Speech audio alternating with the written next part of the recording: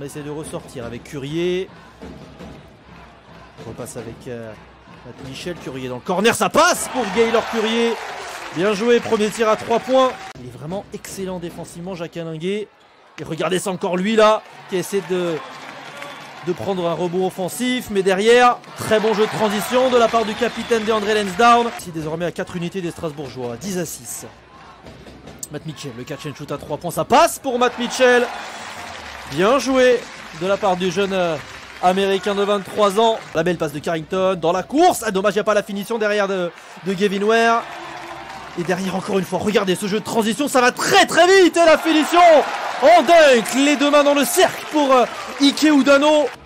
Énervé dans la fin du premier quart, là, sur le prochain temps mort. Peut-être encore une fois une paire de balles des Dijonais. Et le jeu de transition qui permet à Jordan Howard d'inscrire 2 points supplémentaires. Cette fois-ci, une défense en zone des Strasbourgeois. Et le beau contre de la part de Cameron Taylor. Au Palais des Sports, Jean-Michel Geoffroy face à Pau la semaine passée dans un match qui était pour le coup agréable à regarder. Un bon basket des Dijonais. Et ça n'a pas suffi pour battre les Palois. 10 points d'écart entre Strasbourg et Dijon. Le petit pull-up à 3 points de la part de Jordan Howard. On le sait maintenant, on commence à le connaître.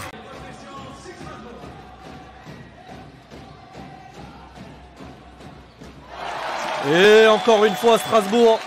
Il permet à Dijon de rester en vie dans cette partie malgré les 13 points de retard. Oudanoz, il est difficile ce tir mais il rentre quand même. Bien joué. Pour l'instant Strasbourg a plus de mal dans ce troisième. Dijon s'est réveillé. Mais Dijon n'en profite pas vraiment. Et derrière, à chaque 3 points du troisième quart pour Dijon, c'est fort réalisable, c'est fort probable.